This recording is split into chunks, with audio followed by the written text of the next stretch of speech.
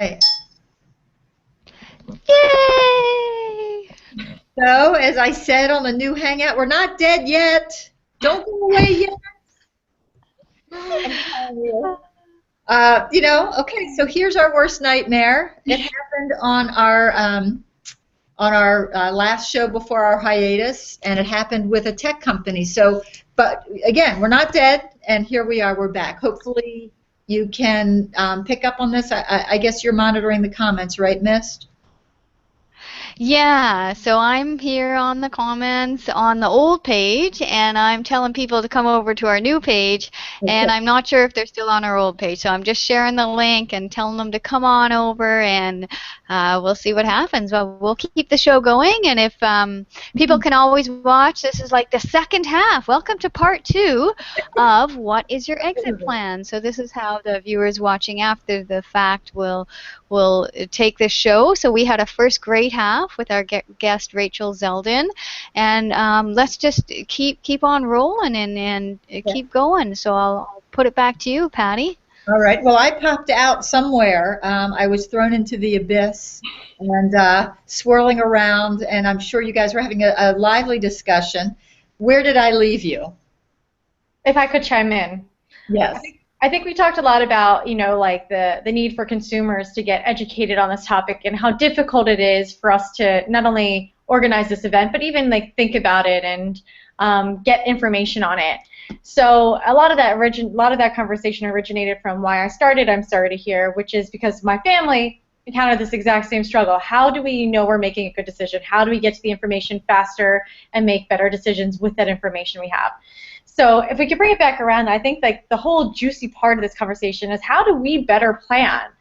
And aside from using my website, which is a great resource among a lot of websites out there, may I add, the Funeral Consumers Alliance, the Home Funeral Alliance, the Green Burial Council, you guys both have awesome websites. There are things that I think consumers need to know before they plan a funeral. And that's exactly it. That was one of the big things that I was interested in, because I think people just go, there's a death that occurs, they say, okay, so I've got to get to a funeral home. They use the one that maybe their parents did or the one that's down the street that's closest, and nobody's really doing any consumer shopping. So what are those kinds of things that it's really important for us to know and that we don't even know to ask? And that's probably the biggest thing. What questions do we ask? What do we do? I have kind of four. I like to break this down to like 4 points specifically, and if I can talk a little bit about them, Yes. That if I can kind of embed this in the subconscious of the consumer so that one day when the time comes they need to plan and they say, gosh, I know there's 4 things I need to remember, they know that they can come back to this webcast or they could go to my website and they could find the same information. Okay, correct. Okay, but it's Bring it on. Right on, right? Because it's so important because we don't know what our rights are as consumers. We think that, we take the word of the funeral home as the word of the Lord. It's the truth, the ultimate, and we don't question it because we don't know better, right? But there's actually federal regulation that provides a certain amount of consumer protection for us when planning a funeral. So they're called the Funeral Rule, and it's upheld by the Federal Trade Commission. And there's really 10 points, and they're all kind of a little bit interrelated, that give us our rights as funeral consumers. And I'm actually going to kind of go down and touch on each point, because I think that they're all of them are really important. Okay. But the first one is that we only buy the funeral arrangements that we want and need, right? Which seems so obvious, right? It's like, of course I'm not going to buy services I don't need, but a lot of us do. Because a lot of us get talked into buying a package of funeral services, and it might have some stuff in there that you don't use, but you buy it because you're convinced that it's a better deal than buying a la carte. Interesting. Okay. So, again, coming back to it, it's like if you're not using some of those services that you're being billed for, you have the right to say, I didn't get these, I don't want these, please remove them from my bill, right? Very, very good. Absolutely. Now, is that sort of a stated thing where you can get them a la carte? Is that the way funeral homes work? Is that if you buy this package, you get all this stuff, but the understanding is you probably are not going to use all that stuff? Is that how it generally goes? So there's 2 things. So every funeral home has a general price list, often called a GPL in the industry terms. And the general price list, they're required to list 16, I believe, services that every single one of them offer. And then on that price list, they also have to list any other products or services that they offer to the consumer with prices on them. So that's an itemized a la carte price list, if you will. But a funeral home is also allowed to package together services into bundles of like the pearl, the diamond, the platinum, or basic, standard, premium. And oftentimes they say that provides you a discount on the package versus buying them a la carte. So it's legal. They're allowed to do it. And if one of those fits the bill for you, by all means, take it. But also know that you might be buying services that you don't need, and if you add up those items individually, you might actually spend the same amount or less, just by buying a la carte. So that's another point that's part of the FTC regulation, is that you, as a consumer, after telling the funeral home what you want, must get an itemized list of what you are purchasing from them before you are, required to fork over a check or any other form of payment. So those two go hand in hand, right? You only buy the funeral arrangements that you want, and they are required to give you a itemized list of what you are buying and the prices associated before you have to pay them for the services. Okay. Again, kind of makes sense like any other standpoint. If we went to buy a car and we're like, hey, I want to buy this car, and they're like, oh, it's like 30 grand, and you're like, what does that include? They're like, it includes everything. You'd be like, no, can you break down what's included and what's not, because I want to make sure that I need to know if my oil changes are included. And they are required to give that to you. And in the same way, a funeral home has to give you a breakdown of the services you're purchasing and the prices for each of them. Good. And are those prices standard among funeral homes, or do they differ? No, they differ from funeral home to funeral home. Okay. I thought that there was some sort of standard kind of cap on fees that needed to be there. Absolutely not. So this is the one thing that is not regulated by the industry, is the funeral homes could charge whatever they want. They just need to disclose what they're charging. Okay. So aside from those items that they have to list, those 16 or so that they're required to list, and they should be by the same name, which is what's going to help us be savvy consumers, is comparing apples to apples, they could charge whatever they want. And it's not uncommon for funeral homes in the same town or the same neighborhood or down the street from one another to have vastly different prices for the exact same services. Interesting. So this is going to go, you're jumping a little bit ahead, because one of my points at the end is that, as a consumer, aside from knowing the FTC funeral rule, which I'm going to touch on a couple more points on that, but is to shop around. Always shop around, minimum of 3, ideally 5, because you'll be shocked to find the price differential in the same neighborhood. And, okay, it's not all about price, but you're getting price and quality. So are you getting the best price for the quality that you're looking for? And you don't know unless you shop around. Right? And it's interesting, to your point about how you even started this program, is that how would one in a state of grief or bereavement want to go to 10 different places unless you had it on a site, on a place where you could do that in your jammies, as you said earlier. So kudos to you for making that easier for us, really. Trying to make that easier. It's an uphill battle, but we're getting there. Yeah. So back to the funeral rules. So aside from buying what you want and getting a list of the things that you're buying, they actually, if you go into a funeral home, by law, they have to hand you a general price list that you are entitled to take with you.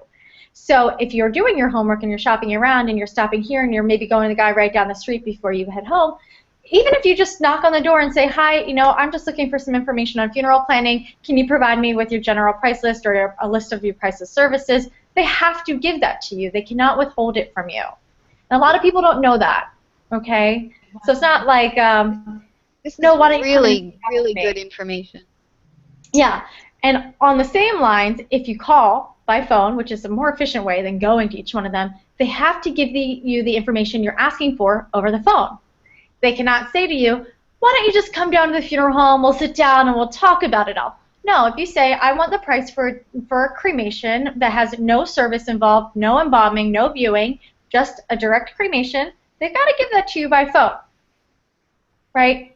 Very cool. A lot of people don't know that. And a lot of funeral directors, you know, it's in their best interest to get you in there because they know that once you come in, it's very rare that you're going to leave without moving forward, without, you know, going under contract with them.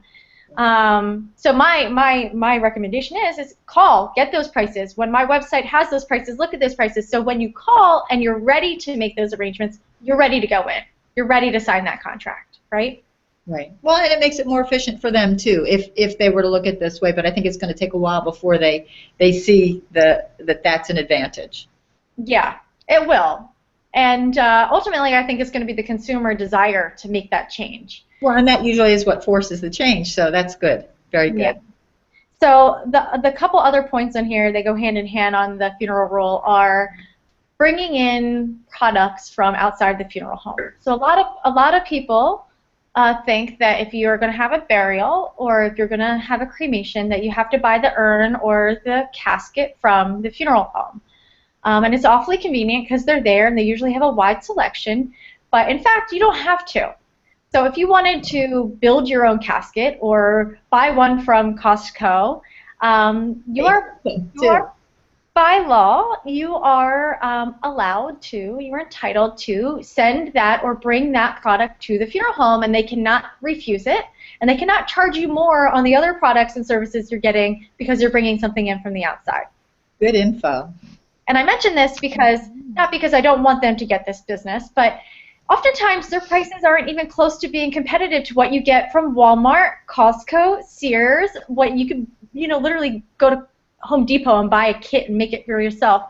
So depending on what your family's budget is and how involved you want to be, you might desire getting a casket from elsewhere, and I just want people to know you can.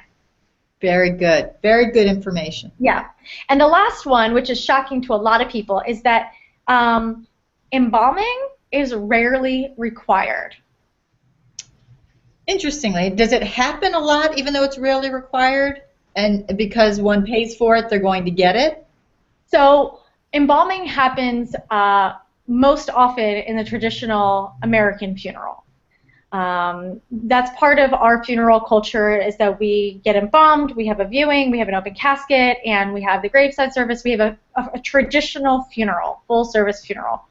But it's actually only in very rare occasions that embalming is necessary, because embalming is only a process of temporary preservation. So if you were not going to have the funeral service for a week or two after someone's death, it might be appropriate to be embalmed so that it's a little bit more pleasant, let's put it that way. There's going to be decomposition, and that's something that will help preserve that, sure. Right, but there's also other means. So like if you are going to have your funeral within a day or two or three, or you're not having an open casket and you just want to have a small family viewing, you can actually opt for a refrigeration or keeping the body, and this is what home funeral guides teach the families, using gel packs or dry ice to keep the body temperature low, which is a natural way of preserving the body, and far more eco-friendly as well. Interesting, interesting. So people I talk to people about this all the time, and they're like, no, you have to be embalmed. I'm like, no, you don't. Like, never. Like, it's so rare that it's like I can't even come up with examples. It's like crossing weird, wonky state lines when they require you to be embalmed. And so it's such an important thing, I think, people to know. And now if they want to get it, if they're comfortable with that process, if they want to shell out $800 to $1,000 for the process, by all means, just know that you don't have to. So, Rachel, do you know where the whole idea of embalming started? Was it when we started to move from home funerals into more institutionalized versus having them, and that they were happening later and later? Is that where it started and why it's become so accustomed in our culture? Yeah, actually, the origin, they trace it back to the Civil War, when soldiers were dying on the battlefield and they couldn't be returned home for some time, and to have a funeral with the family. And it was then that the doctors on the battlefield would employ embalming as a way of preserving the soldier, and so that they could make it home and have a funeral. And then it became really popular when Lincoln died, and they pumped him full of all those great embalming chemicals, and he looked super preserved, and he went across the country on the train, and everyone's like, wow, it's Lincoln. He's dead, but he doesn't look dead.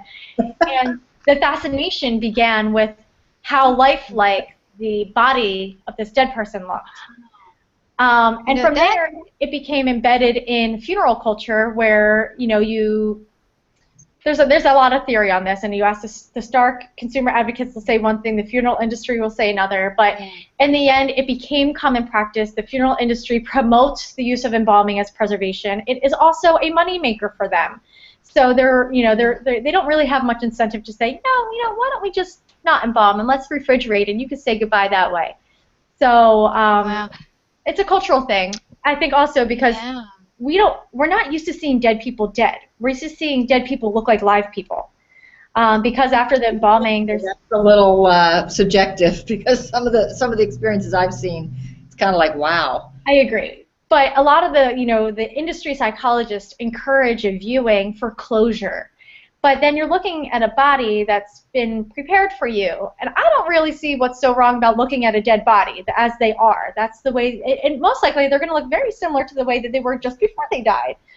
But it became an industry practice to encourage a viewing and the memory picture and the preservation via embalming.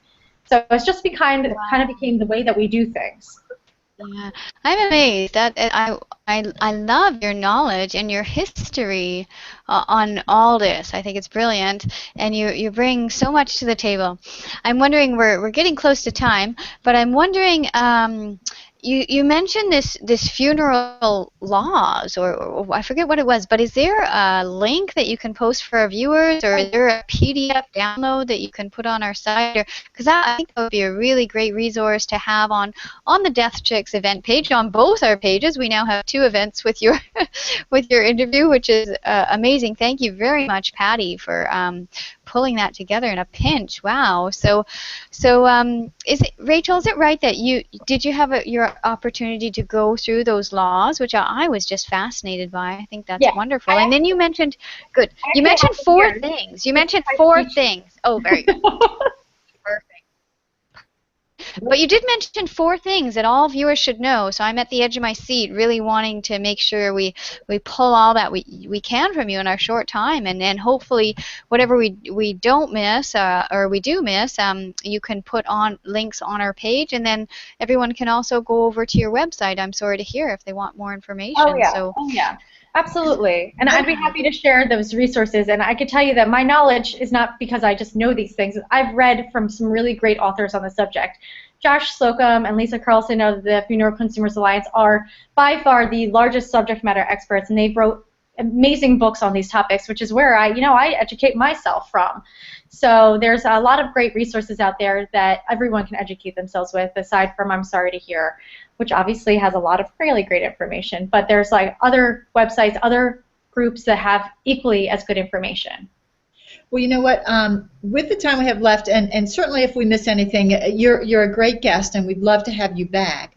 But what I'd like to do is a couple things. One, make sure we do get those resources on our pages. But I have a particular interest in this new emerging approach to funerals, which is green funerals, or funerals the way a particular person wants to have them, funerals that are weird and wacky. And I was wondering if you could share with us a little bit about what's happening with that movement and where the industry is heading. Yeah, well, there's definitely an alternative to what we consider to be the traditional funeral, which we just talked about. On the other hand, there's like the anti-traditional funeral, which is your green or natural burial, which would be returning to the earth in a way that is the most environmentally friendly. So that'll usually mean foregoing embalming, picking a container to go into the ground with that is of a natural, easily decomposable material like a wicker or a banana leaf, or even just a burial shroud, and finding a cemetery that'll honor your wishes in having that type of burial and allowing you to be put into the ground without a vault and without the traditional fancy schmancy caskets. But aside from that, oh, in fact, one question, just to stop you there for a second, are there rules about that? I mean, I know that there's rules as far as cremation goes. You just can't sprinkle mom or dad wherever you want them to be. Apparently there's rules, and I was wondering if there's rules there, too. Loose rules on that, by the way. Rules, schmoles. Scattering is more about being respectful to the people around you that might be traveling that same path, right? So if you're going to scatter, go somewhere that is off the beaten path. Okay. Back to the topic now. But with regards to burials without vaults or without caskets, you know, it's actually not a law to need a casket or to need a burial vault, which is a container for the casket that goes in the ground. It's actually a cemetery rule. So the cemetery often requires you to have an outer burial container, which would be a vault or a liner. Liners are much cheaper than vaults and still do the same thing. But they do it because it helps keep the ground up. So as the casket decomposes, the materials decompose inside it, that the ground doesn't cave in. It makes it easier for them to keep up those lawns. That's it. But there are actually across the whole country, all throughout Canada, there are green burial grounds or natural burial grounds that are starting to pop up, either part of traditional funerals or separate from, that are designated natural preserved land that are used exclusively for green burial. And I think that in the next few years, it's going to be very accessible for almost all of us to have that type of burial if we desire. Beautiful, beautiful. And finishing up, tell us about some of the wildest or the wackiest funerals that you've heard about, that you've maybe participated in or consulted on. Tell us. Well, I think that these days there's a large movement away from a religious ceremony in America specifically, and more of a shift to a customized, personalized celebration of life that reflects that person. So I would probably say every couple of weeks you get a news item that pops up that shows like a wacky way of burial. Like the one woman who loves smoking cigarettes, drinking beer, and playing poker, she actually got embalmed into a sitting stature and placed at a table, and that was her viewing. People actually came and paid respects to her in her favorite position. Kudos to her. Really. Is that ridiculous? But it was her. Well, people would be laughing, right? At this funeral, you know, the people coming to view wouldn't be like, oh, you know, there wouldn't be that. They'd be like, hey, and they would be hamming it up. And I know in my family, that's what everyone talks about. We don't want a funeral where everyone's sad. And at my mom's, when we had the gathering after the celebration of life, my sister has a foreign student stay with them, and this one was from Germany, and everyone was hanging out and chatting and telling stories like a good maritime way, and this student from Germany, she said to my aunt, or my sister, she said, how come no one's sad? And my auntie, she says, well, that's just the way we roll. Yeah. So, yeah. I mean, like, literally, there's anything that you want, you know, I would say make your wishes known to your family. Whoever's going to be ultimately planning your funeral, tell them what you want, right? Because like there is everything under the moon that you can have these days. If you want a burial, you can have a green burial, you can have a home funeral, you can have a traditional burial, you can have something in between. If you want to be cremated, there's even more options out there. You could literally be made into a diamond. You could be shot into space. You could be sunk into an artificial reef. You could be made into a record and like leave notes for that person that's going to be listening to it. The options are endless. So, you know, if you find something that really touches home with you and who you are and what your personality is that you want to be your living legacy, you know, research it, talk about it, write it down, tell your family about it. And so hopefully, you know, when you do die, they can honor those wishes for you. It can happen. You know, it's interesting. When I was living in Atlanta, I didn't go there just because I wasn't even in the industry then, but I had heard, even before this whole movement towards something different, that there was a drive-by viewing funeral home in Atlanta. And I thought, now, talk about efficiency. I don't even know if the internet was big then, but there is some built-in efficiency. And, like, you drive up and you say who you're there to see. I don't know if they push a button like an automat or something, and out comes the body. You pay your respects while you could, like, eat a burger or something and drive through. I don't know what the real intentions of those are. I mean, I heard it was to help people access it that maybe can't get out of their car. But then I'm like, well, how did they get in the car to begin with? I don't know. It is, you know what?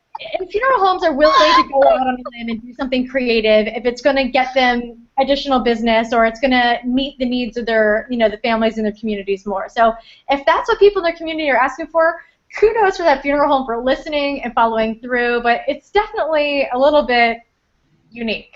It is unique. And you know what? It's like anything else. You have to really appreciate the people who push the limits, because that's usually, they're the forerunners, and then behind them come the people that don't have to push the envelope so much. So interesting stuff. And I wonder if on your website you're going to have a section for, you know, the weird and the wacky and the welcome, whatever. You know what? When we finish our expansion this month, we're going to actually go well beyond funeral homes. So right now we have over 14,000 across the U.S.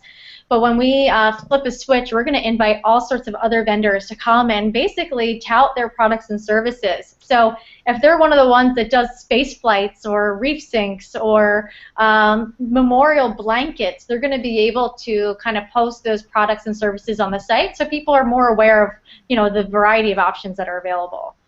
Very, very, very good. So I've talked your guys' ear off, and I have so much more to say. So we'll maybe have to do another. We'll have to do it another time. But you know, keeping everyone else in mind, your guys' time, and everyone who's listening so patiently, I think that I'll zip my lips for now, and I'll let you guys take over. Oh no, it's been great, Misty. I didn't know if you had anything to add. I'm loving it. I'm so honored. I'm so happy. I'm so excited. I'm excited for me. I'm excited for the world. I'm excited for people, for Americans, for Canadians. We are changing the way we die, and that's exciting. We're making it fun. We're making it, let's plan it. We're making it creative, and I love it. So I'm really thankful to hear more about what you do and that this is happening, and we're giving people options, and that's what it's about. That makes a good life. Variety makes a good life. Thank you very much, Rachel. And I loved your story. Loved hearing about you. If viewers want more, stay tuned. Go to I'm Sorry to Hear. And this is where, you know, things are shaking it up in the funeral industry. So thank you so much. Thank you, guys. Really appreciate all the work you're doing. Thank you. Kudos for what you do. I'mSorryToHear.com is Rachel's website. I'm sure you can connect with her and find out more. And we will have you back, because there's much more to talk about. And what we like on this show, what Misty and I talked about, is laughing a lot. And I think we've done that here. So thanks again. Misty, you're crazy. All right, everyone. Bye for now. We gotta spice it up, eh? Bring in the light. Bring in the light. Bye, everyone. Take care. Bye-bye.